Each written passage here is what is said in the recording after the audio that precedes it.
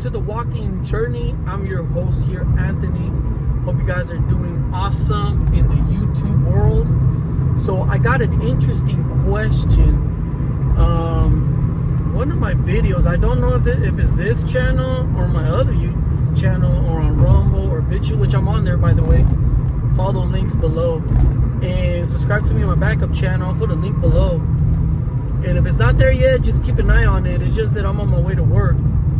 But anyways, I hope you guys are doing awesome. So somebody asked me if Texas is hiring. And I'm going to tell you right now from my own personal experience what's going on, and talking to a friend this morning. And I'm going to tell you something, guys. The job market is bad. I had never seen it like this before here in the state of Texas. As I moved here in November 2013, 1 week before Thanksgiving. And I'm going to tell you something, guys. I was just talking to a friend about this, and he confirms everything I'm experiencing. But let me tell a little bit of my background first, so you guys can get an idea of what's going on. So about 2 years, I've been at my current job 2 years, 3 months. It took about 3 months to get on this job. So let's just say this happened 2 years, 6 months ago. 2 years, 6 months ago, I was working at Domino's Pizza, and things started going south for me at Domino's.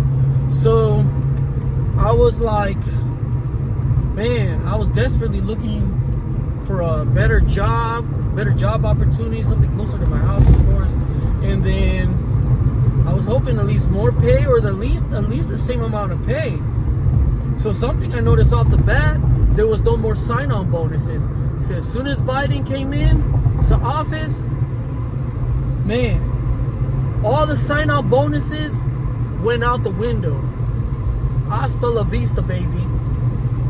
Two, the jobs, they didn't want to pay you all that overtime, extra pay to cover routes. They didn't want to give you the $500 to cover the routes. I mean, all the money started going out the window. That's what I'm trying to say. This was post-COVID. So I noticed, like, also there was a lot of ads on the internet now hiring, but you would apply. For example, I applied for Benny Keith. I never heard from them. Not even a rejection letter. I applied to a bunch of food service companies. Not even a rejection letter. I'll put it to you like that.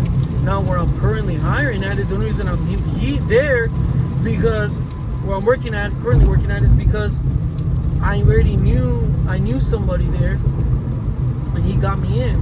Now, he already retired. That's why he doesn't work there anymore. But he's a good person. He was able to get me in. He got me the job, and I've been there already 2 years, 2 months, thanks to him. But besides that, if I didn't know anyone, I would probably still be at Domino's, or probably got fired already. And right now, you either got to know someone, or you're just unemployed, I guess. I see a lot of people doing DoorDash, Postmates, Uber Eats. Nobody's hiring. And I'm telling you from my own personal experience. So I was talking to a friend this morning. No, let me give you a little background on what I do, in case you guys are wondering what is he talking about. What does he do for a living? I'm a food service truck driver. I do a lot of physical labor. And the only reason I know nobody's hiring, because I want to get out of my field. Maybe do something easier, but the only thing that scares me with all the inflation there and the cost of, in other words, the cost of living, is because everything's so expensive. And the thing is, if I go to a different field in truck driving, let's say just something not so physical, they might not want to pay me. But at the current moment, they're not even hiring anyway, so it's not even an option. But I'm just telling you what's going on in my neck of the woods. So I was just talking to a friend this morning, and he told me a lady, this is a truck driving job too. A lady got fired at his company, and she had to go back and beg. She got on her knees and begged for her job. And you never used to hear people begging for their job, truck driving jobs. Never. And honestly, we're like in uncharted territories here. They did give her job back, and I was telling my friend, well, I don't blame her for begging for her job back because nobody's hiring. She'll be easily without a job. They said she was in the office crying. That she got on her knees and begged the transportation manager for the job back, and she has 3 kids.